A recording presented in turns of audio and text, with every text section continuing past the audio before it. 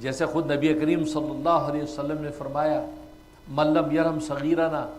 جنہوں نے ہمارے چھوٹوں پر شفقت نہ کی،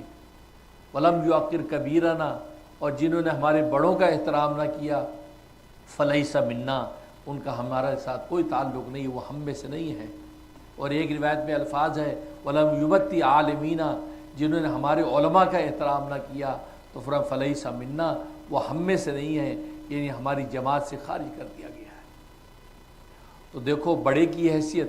پھر چھوٹے کی حیثیت، پھر آپس میں مساوی ہونے کی حیثیت میں، تو وہاں پر یا تو الفت کا تعلق ہوتا ہے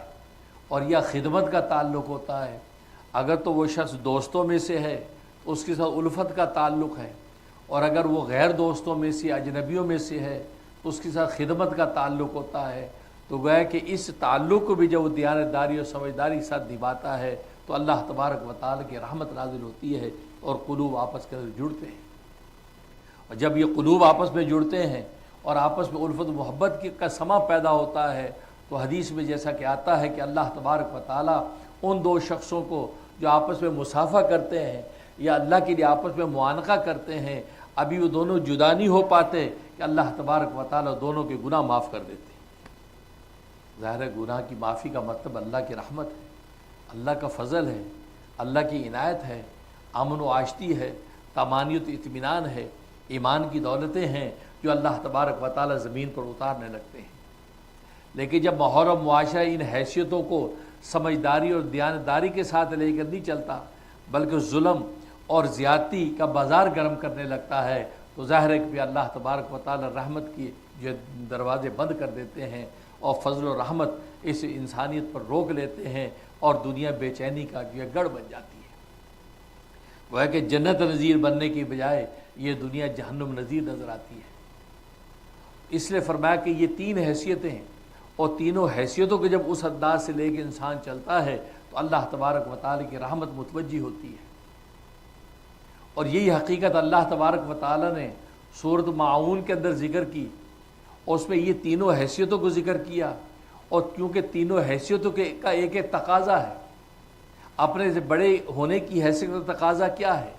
اپنے سے چھوٹے ہونے کی حیثیت کا تقاضا کیا ہے، اپنے سے برابر ہونے کی حیثیت کا تقاضا کیا ہے، وہ تقاضا انسان سامنے رکھے، اس تقاضے کو پورا کرتا رہے گا تو اللہ تبارک و تعالیٰ کی رحمت متوجہ ہوگی۔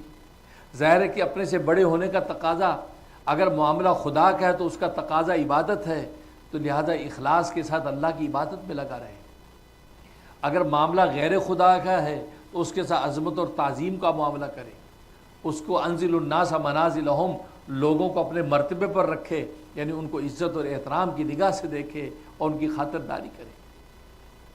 تو اسی طریقے سے اگر اپنے چھوٹے کا معاملہ ہے تو چھوٹے کے معاملے جیسے میں نے عرض کیا کہ احسان یا یہ کہ اس کے ساتھ شفقت کا تعلق ہونا چاہیے،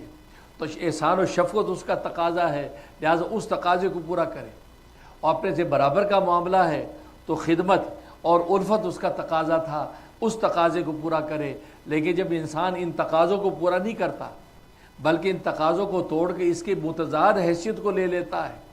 بجائے اس کے کہ وہ اخلاص کے ساتھ اللہ تبارک و تعالیٰ کی عبادت کرے بلکہ وہاں ریاکاری کرنے لگتا ہے، اپنے سے چھوٹوں پر بجائے اس کے کہ شفقت اور احسان کرے ان پر ظلم و زیادتی کرنے لگتا ہے،